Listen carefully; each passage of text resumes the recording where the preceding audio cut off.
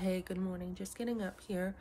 Learn to grieve with your church. Last night I got up in church, and this is a new church that I just second visit. I got to church right away as I am in a new state, new community. And I testified to us all.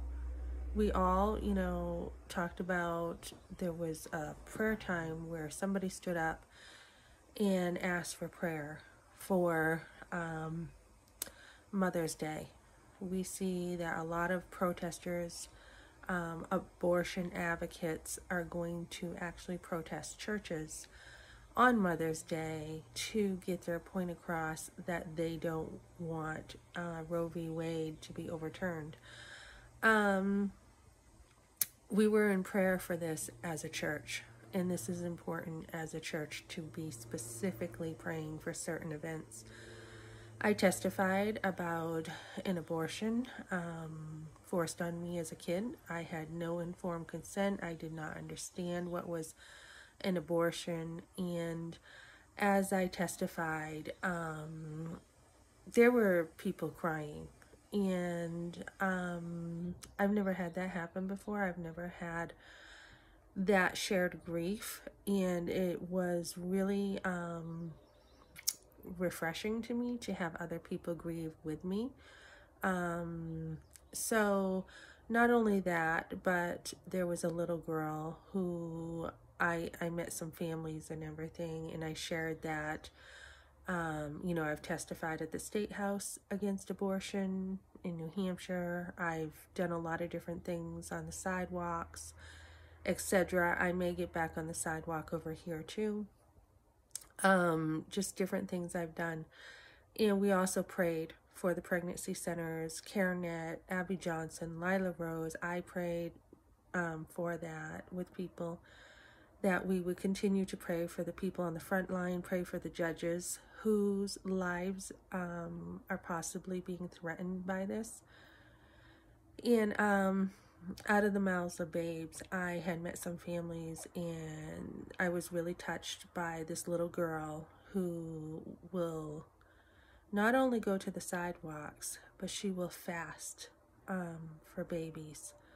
That's very impressive to me. It puts me to shame, honestly, that a little girl will do this. And her sister was a sweetie too, who said that the only people who are against abortion or who are for abortion are the ones who are alive. And this is like out of the mouths of babes. And it's amazing to see these little girls know the truth, and at their age to know what's right and what's wrong. This little girl also made me a little gift for Mother's Day, a little doll made out of tissues. And, she just really touched my heart.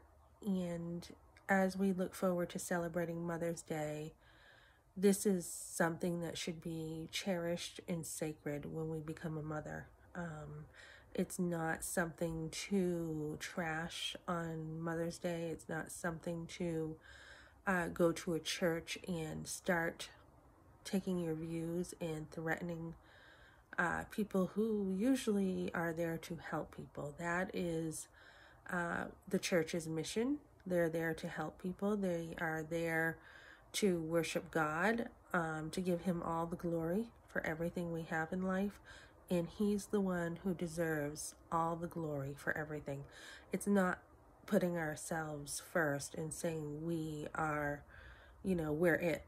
It's not that pride. It's being humble. And yes, we can speak our mind and have our individuality, etc. But in the end, we want to give God all the glory. He's coming. Jesus is coming soon. It's very biblical to say this. He's coming, and he will be taking his church with him.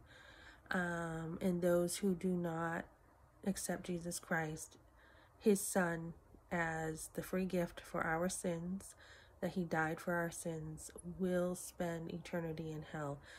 And as I talked to somebody yesterday at work about God and shared the gospel with her, she feels because we have a God that's supposed to be loving and forgiving, he wouldn't have a hell. But he does. Jesus spoke about hell many times in the Bible, and there is truly a hell. And we should be God-fearing people and not think that we can get away with abortion and not have consequences.